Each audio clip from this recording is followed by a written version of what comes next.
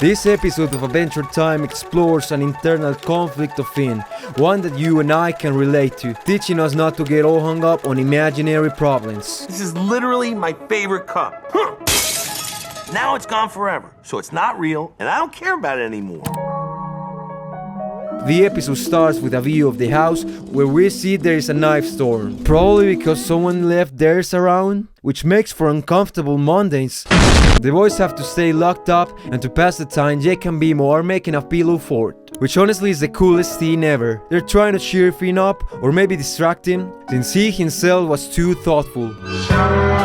Evidently, this situation leads to him finally telling his problems to his friends, and this is where the central point of the episode comes. To better understand this, we should give some context about his relationship with Flame Princess. This little cute soap opera of Finn and Flame Princess began in season 3 as a small note and progressively led to a relationship. Although Finn never stopped being in love with Princess Bubblegum, Flame Princess was love that captivated him and also took Lil Bro out of his simping misery. However, there is something that is made very clear, and that is that Flame Princess matured much faster than Finn, who apparently still clings to this fanciful idea of continuing to be a teenager who went from adventure to adventure like life was a banana or something. This is something that can be seen in the episodes dedicated to this relationship. How at the beginning they both acted like they were teenagers in love who never really thought about whether their relationship had future or not, since the biggest impediment they had was the physical barrier that divided them.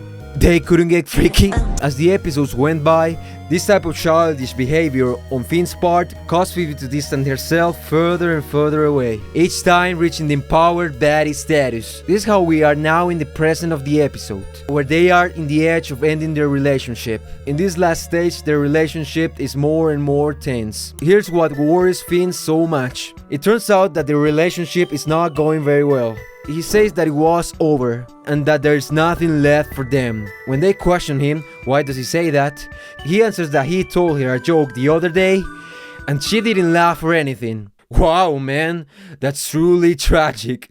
This makes Jake and Bimo go like, "You silly goose," telling him logical things like maybe she didn't get the joke. Bro, trust me, that even happens to the best of us. Finn replies, more like she'll stop or her laughs at some other guy's jokes. Okay. In these first seconds of the episode, they already present us with a very interesting problem. Finn is thoughtful for a small problem that he projects as an imminent sign of the end of his relationship. It is never explicitly said, but there is an air of anxiety about the character in this episode. That is nothing more than the fear of a future situation, something that you cannot control because said situation does not exist. There is only this feeling of how is it going to unfold, and the silly thoughts of the possible scenarios that could occur as a result of that. I believe we all have experienced something similar, not only with a relationship, but with another type of situations, like ordering food over the phone. You never know what might happen. Generally, any situation that involves another human being, a gesture, some behaviors, or a simple comment can sow a lot of ideas in us, when actually said behavior cannot represent something really important. And here's where the always wise Jake gives us an important reflection. You're getting all hung up on imaginary problems. You gotta focus on what's real, man. You see this cup? This is literally my favorite cup. Now it's gone forever, so it's not real, and I don't care about it anymore. The not real things that Jake talks about are basically the line of thought that Finn has when it comes to addressing his problem, since that little weird behavior in Flame Princess makes Finn question himself over and over again, which ends up feeding these same thoughts, and that leads to more thoughts, which we overthinkers really know how bad that is. However, while this happens in his mind, in reality nothing is happening. And what's more, this prohibits him from being able to enjoy with the most important people in his life. But what he does next has to be the most relevant part of the episode. Finn, stubborn as a mule, does not understand the absolute bomb of wisdom Jake just dropped. So his solution is to let his mind fester a bit, to wonder, let his mind relax and think about other things apart from what he thinks is a problem. So he gets into the pillow fort to isolate himself, and get freaky with the pillows? Yeah, I'm not kidding, you'll see why in a minute. Jake warns him that wandering or escapism is not the solution, and that this only brings more problems. There's no good kind of festering! He ends up finding a strange tunnel that takes him towards a world made entirely of pillows and sheets. Between the confusion and shock of this, he tries to turn around to ask Jake if he had built this, but the door that took him there in the first place is no longer there. So he decides to approach a small town that seems to be taken from the game Little Big Planet. You can also get jiggy and shake your sack booty. Shake it? Oh yes, that's some sack booty right there. As soon as he sets foot in the place, many little cushions come out in terror, warning Finn about the arrival of the blanket dragon. This he understands, and hits a mad cut on the jugular. Boom! Axe to the jugular. After that very easy kill, he's applauded as a hero, and the mayor of the village decides to throw a celebration in his honor. At night, we see Finn with all the short ones. It's all fun and games. But Finn feels down again about his situation, isolating himself to the rest to think a little. This is where Rosalind arrives, the daughter of the mayor of the village, to drop some risk on men. Since she not only turns out to be strangely attractive, but between her body language and game, it is clear that she has a certain interest in Finn. After a little chat, Rosalind invited him to dance in the center of the party, to which he responds with a little doubt that in fact he has a girlfriend. Rosalind takes this with grace, since she says that they are only dancing, not getting married. Told you, she's got some risk. Making Finn realize how stupid he sounded, and making him take someone's external invitation for the first time in the episode to do something else that is not thinking. And then our boy, probably for the first time, actually breaks the touch barrier with a woman. And this works out really well. Where I'm from, blankets and pillows are used for bedding. Well, they're used for that here, too. After that flirtatious look, Finn, incapable of managing the sexual tension, goes to the mayor to tell him that he needs to return to his world. He asks to help him, but for now he should take some food. It tastes like a pillow. I'll give your compliments to the pillow. Here's something very curious a Reddit user noticed. In the dance scene, the background music is the musical version of the song Ice King sings to Princess Monster Wife back in season 4. Special, just as long as I am spending It's cool. It's really different than here. I mean, where I'm from? This connects Finn's interaction with this pillow lady to Ice King and his lady. Both women are fabrications of the type of people Finn and Ice King want to be in a relationship with, but they are still fabrications. The pillow motif makes it clear. They are soft and easy to touch consensually. Rosalind was basically the opposite of Flame Princess, who's an empowered baddie that can beat his ass and who Finn can touch without getting hurt or liberate his teenage lust. I need help with something. Something dirty? So, before we continue, I just want to say something. As gay as this might sound, I've been wanting to get closer to the real ones, you know, to the audience, to you guys watching this. And I know I'm not that consistent, so connecting to you is kind of impossible. Not because I don't want to, I just don't know life, I guess. So I think I have the solution. Instagram, yeah.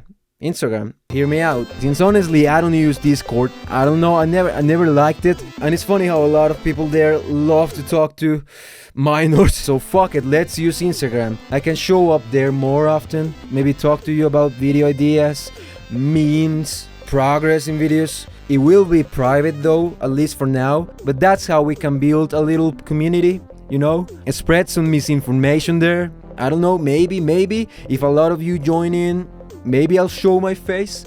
Maybe I'll drop a post with my face. Don't expect too much though, as heroin really makes you ugly.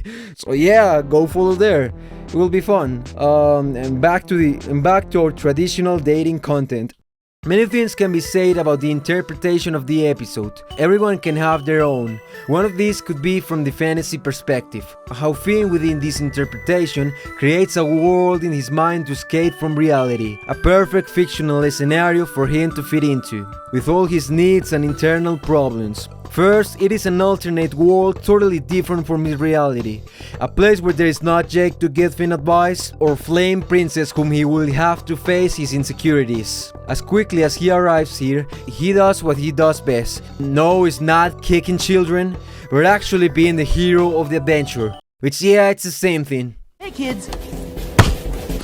Being that all the inhabitants of this world see him as a brave hero, it is no coincidence that everything turns out well for him, since the episode lets us know that it's the boy's imagination creating this new world. Well, at least that's what it seems for now, and well, I guess if I go Sigmund Freud in your ass, this is very normal since it is a topic of study within psychology, the creation of fictional scenarios.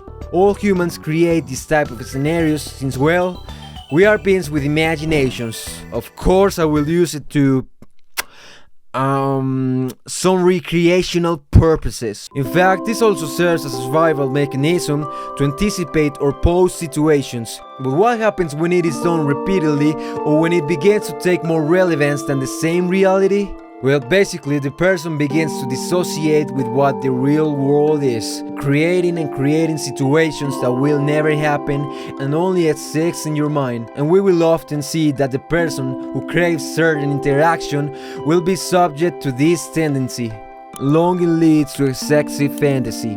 Finn longs to no longer have to be aware of the situation with his current girl, so he creates an imaginary escape route. Which, wow, man, I hate admitting this, but I really can relate to this. And I think many of you do too. Regardless of whether it is or not with a partner, the conflict with someone makes us distance ourselves a little from the person. Generally a scenario where the other person no longer appears, maybe is even replaced, or even longing for someone who doesn't exist. After this part, the episode cuts to Jake recovering his cup. Wow, that's honestly so anticlimactic. Bimo points out that before he said he didn't care about it anymore. So what about that wisdom, bro? That mug is empty.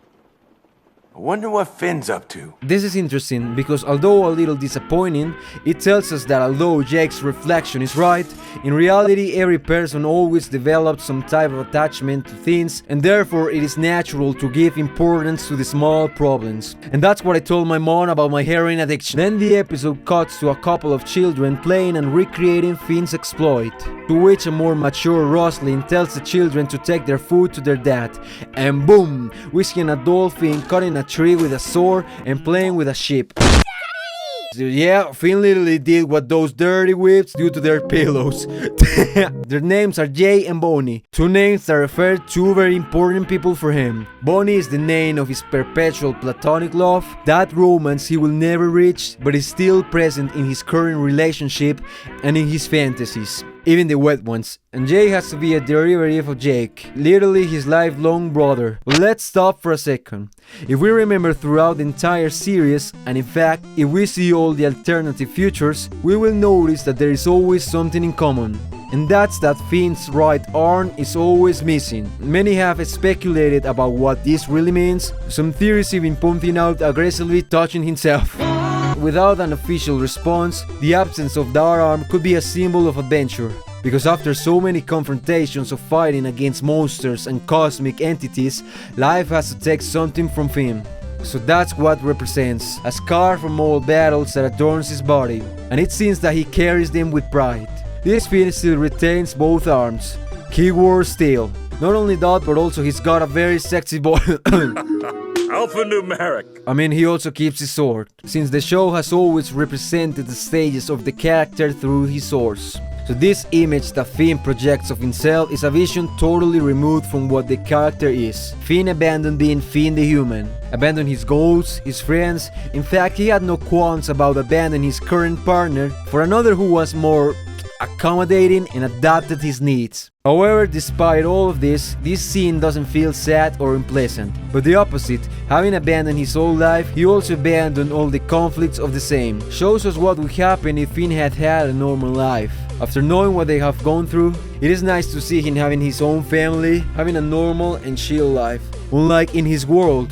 Because imagine having to put up with a knife storm on a Saturday, making your hair all frizzy. Nah, that would definitely suck. This normal life is definitely inside Finn's subconscious. Since some episodes before this, Finn is tired of being the hero everywhere he goes. Finn! Have dinner with me! Please! Please! Please! Please! So he creates an alter ego named Dave Johnson to blend in and act like a normal inhabitant of Wu, which he enjoys. You wanna have dinner with me? Oh wait, weirdo. But all of this collapses when the mayor arrives, who came specifically to inform Finn about the portal that can take him back to his home, or well, his old home. Philonomicon. Oh my glob. And this worries Rosalind. That is when the stability and beautiful harmony that existed in his new life is completely shattered, and this can be seen in Rosalind's face. After a quick look at Jake and Bimo, when they are doing something weird for a change, we see a decrepit old Finn that seems to have lost his arm. He went back to the adventure, putting all his efforts to find the way back home. Even getting to this senile and worn out state, he's still looking for it. Or maybe because the nursing home was too boring. His journey guided him to an oracle to whom he asks about the wandering portal. And the oracle asks Finn this. You sure you want to? Yeah. Well, don't worry. You won't be here long. But before he could ask further, Finn runs away because the old man was shitting himself. Then we see Finn's family. His children have already grown up, as he and his wife. Finn is unsure about what to tell his family, as the oracle spoke in riddles. This sadness Rosalind, who finally tells him that she knew one day he will have to leave, but she was not prepared for this. With tears in her eyes, she asks him to never forget about them. Promise me you'll remember us when you're back in your real life. It is never said, but it is kinda suggested that Finn, from the moment he learned of the existence of the portal, never stopped looking for it, to the point of putting the search above his family and his peace. It's curious how both worlds contrast, but are closely related by his traits. Finn entered this world to be able to get away from his reality, and not how to think about the problems with Flame Princess. But once he arrived, first thing he tried was to get back, since he felt uncomfortable about living his life. Pondering about one problem or another prevents him from taking Jake's valuable advice, being focused on reality, putting aside that spiral of things that keep your mind busy, and be present in the moment.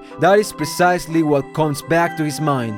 That last lesson that his brother gave him before he left. However, so many years have passed that he no longer remembers exactly what he said. Stay with your new wife. You've known her longer now than any of us. Wow! Alzheimer's truly is a terrible disease. This makes him question if this search is just a silly obsession. He makes the right decision even though it was a little late to appreciate what he had formed up to that moment, since he was idealizing stuff that maybe isn't that good compared to what he has in the present. By searching for what you desire most, you will lose what is always with you. He can now enjoy his family and stay with them until the end, finally leaving his old and outdated ideas behind. Later, we are back to the house where Jake is playing with Bimo like he was a baby. Bimo questions why doesn't he do that with his babies. Rainicorn babies age rapidly. They don't need their parents a couple hours after they're born. This makes us see he misses them a lot, drawing a parallel to the point we discussed about Finn. Then we see the last scene from this world, when we see a dying, decrepit and bedridden Finn, that the only adventure he gets at this point is when they change his diaper. He is surrounded by the people who appreciate him, telling him they love him. Just then he proceeds to die. And this is very weird. You see, up to this point it seems that everything was happening in Finn's mind. However, when he dies, we see this scene where the saggy old Finn goes towards the light, and on the way he runs into Glob. We suggest that maybe this did happen, or maybe not. The presence of this entity makes this very ambiguous, so... In the final scene, we see how Finn finally leaves the Pillow Fort, and is ready to tell his friends about the very strange dream he had. And also not to worry if some pillows have some sticky liquid. Although it is true he had done all of this to escape from his reality, truth is that within this world he had learned a valuable lesson. He had grown as a person, and we saw him acting in a more mature way, despite the lateness of his decision making. So even though he took the wrong route, he had learned a lesson. Well, not really, since when he's about to tell them, Flame Princess calls him to tell him that she got the joke and that it was actually funny, making him distracted and returning to his old perspective of reality. Jay tries to ask him about the dream he was about to tell them, but Finn denies it, saying that he doesn't remember it. The dream you just had in the Pillow Fort? But whether he actually remembers or not, that gesture of Flame Princess made Finn retrace his steps, making everything go back to the way it was before. But this could be expected. Jake's speech is about when things go away, they no longer exist. Therefore, they no longer matter. But Jake fishes his mug back, just as Finn missed his old life, even if he didn't remember then and had spent more time with his new family. The moment Flame Princess called him and said she got it, and that's it, he forgets about it because it wasn't actually important. Even if in the moment it felt like it was everything, he forgets the weight of a lifetime worth significant experience. Real or not, many more things were explored in this episode. An episode like this where he's not testing his physical resistance, his ability in combat, or his sense of adventure, but rather his ability to face paradoxically more human situations. Pujoy shows us how we should stop paying attention to small, dumb things that affect our peace of mind and makes us completely ignore reality. The escapism way of creating fictional scenarios isn't the solution. Move on from things, appreciate the moments, be present, and focus on what's real. Basically, stop clapping pillows, you sick fuck.